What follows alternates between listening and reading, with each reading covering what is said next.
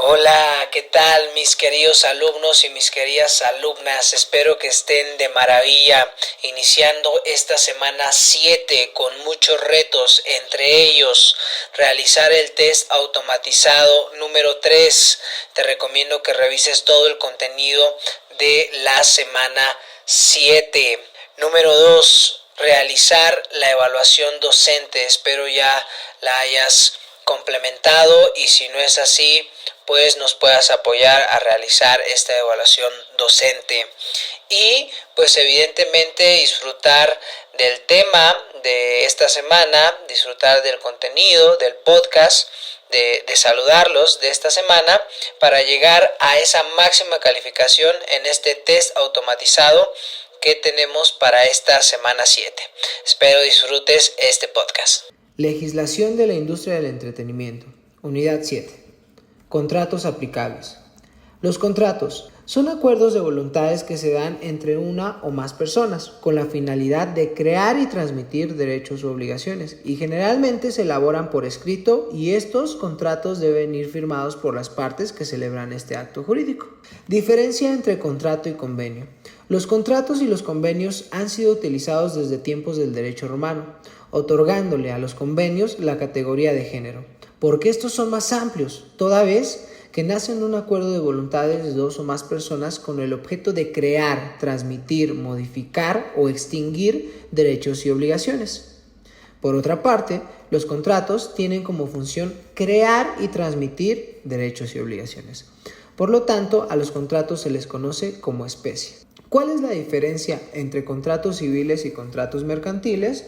Pues bien, lo que encontramos en el Código Civil Federal o en el Código Civil de cada entidad federativa, según donde te encuentres, pues sí vamos a encontrar ahí unas reglas muy generales de lo que son los convenios y lo que son los contratos. Son reglas muy importantes. Vamos a mencionar algunas más adelante, como los elementos esenciales o los elementos de validez. Pero tenemos también la legislación mercantil.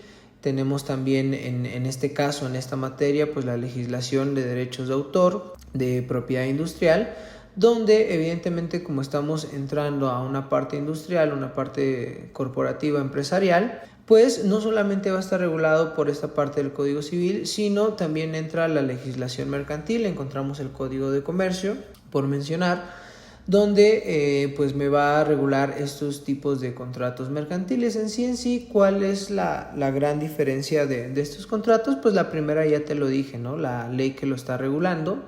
Y otra diferencia importante es que el contrato mercantil por lo regular va a estar celebrado por un comerciante que tiene una actividad cotidiana en prestar ese servicio según se trate del contrato y que tiene esta finalidad de lucrar, ¿no? Tiene esta especulación, yo siempre le llamo así, tiene esta especulación de carácter empresarial, de carácter privado, capital, de ganancias, por decir algunos sinónimos, y pues evidentemente tiene una amalgama de legislaciones mercantiles que, insisto, pudiesen entrar aquí las que acabamos de mencionar: derechos de autor, propiedad industrial.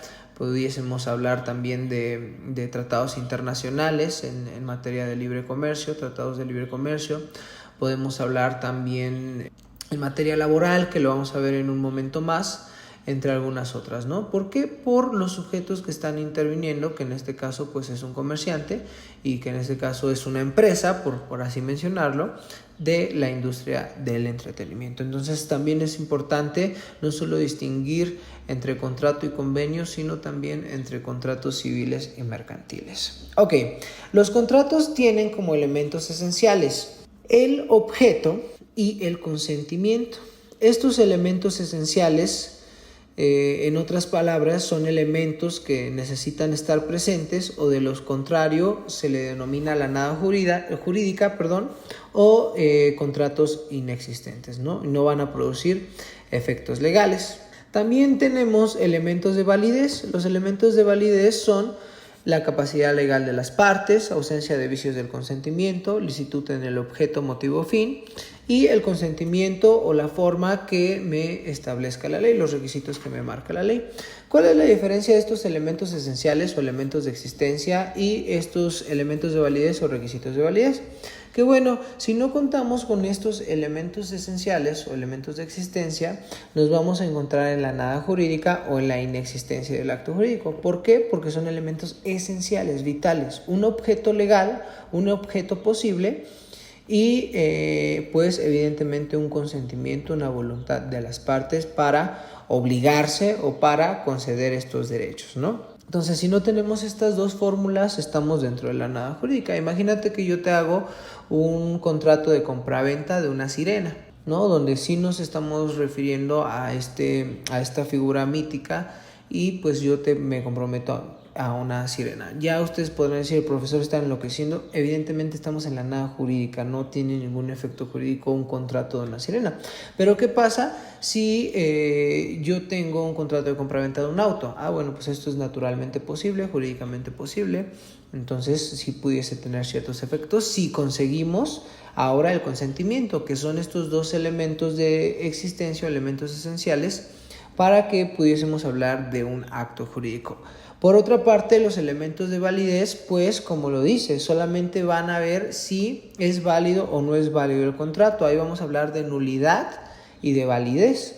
Entonces, puede que yo firme un contrato de un automóvil, vámonos acá, ya pasamos los elementos esenciales o elementos de existencia, ahora vámonos acá a los de validez, pero la persona con la que estoy celebrando este contrato tiene 16 años o 15 años, no está siendo ratificado por sus padres o por su tutor, simplemente me lo firma. Pues obviamente sí tenemos la voluntad del chico de 16 años, sí tenemos mi voluntad, sí tenemos un auto. Entonces sí, claro, quizás hasta el documento lo firmamos, pero pues no es válido porque esta persona es menor de edad, ¿no? Quizá cuando él cumpla 18, o bien si trae a sus papás o su tutor, pues pudiésemos ya, vea usted, ¿no? Darle validez a este contrato. Es decir, solamente será nulo porque alguna de las partes no tiene esta capacidad. Y bueno, los otros elementos de validez que te mencionaba, ¿no? Capacidad legal de las partes, ausencia de vicios del consentimiento, licitud en el objeto, motivo fin, consentimiento manifestado en la forma que la ley establece. Entonces, igual estos tendrán que ver, insisto, con validez y nulidad del contrato. Vamos a estudiar contrato por contrato, como me lo marca esta unidad que estamos abordando. El contrato de distribución es un contrato atípico mediante el cual dos empresarios colaboran para distribuir productos o servicios de uno de ellos, utilizando los elementos empresariales del otro. El contrato de comisión mercantil es aquel por el cual una de las partes, comitente, confiere o delega un cargo a la otra, comisionista, quien se obliga a desempeñarlo y recibe por ello un pago o, mejor dicho, una comisión. El contrato de comisión mercantil es un contrato típico. Y bueno, podemos ver que mediante este contrato es como ciertas operaciones mercantiles es que se desarrollan a nombre de otro, ¿no? A través de esta figura de estas marcas o de estos productos, estos servicios, y yo solamente me llevo un tajo o me llevo un porcentaje de lo que logre realizar por este encargo. Contrato de representación. Es la representación en general una institución por la que se asume y ostenta un sujeto de derecho llamado representante, la personalidad de otro llamado representado, para ejecutar en nombre de éste un acto jurídico, cual si éste mismo lo hubiere realizado. El derecho del entretenimiento es un área legal amplia que engloba una variedad de temas como la protección de la propiedad intelectual, los avales, las licencias, contratos de servicios personales y disputas legales que pudiesen existir entre actores, músicos, atletas, cineastas, compositores, guionistas, productoras y empresas. Sin embargo, observamos que en el derecho de entretenimiento también puede ser importante esta negociación de contratos, establecer una protección contra la piratería, obras artísticas, cuál va a ser el alcance de este derecho de autor, ganancias, porcentajes y demás. Sin embargo, no solo nos podemos enfocar a este tipo de contratos o a este tipo de gestiones. También podemos ver que la industria emplea a gran cantidad de personas detrás de escena. Estos trabajadores pueden recibir una paga por su trabajo o no, pero la mayoría están protegidas por las leyes del empleo, pues garantizan su derecho a mejorar sus condiciones laborales y organizarse. Por ejemplo, en la unidad pasada analizábamos sindicatos. En México, la Ley Federal del Trabajo define en su artículo 20 las relaciones de trabajo y los contratos individuales de trabajo. Artículo 20 de la ley en comento. Se entiende por relación de trabajo cualquiera que sea el acto que le dé origen a la prestación de un trabajo personal subordinado a una persona mediante el pago de un salario. Entonces también vamos a encontrar un contrato individual de trabajo en esta unidad 7, que es contratos aplicables. Yo les decía y sigo siendo muy enfático, hay que trabajar mucho esta parte legislativa. Esta materia yo me esfuerzo, usted se esfuerza por obtener muchos conocimientos relativos al marco jurídico que engloba esta industria.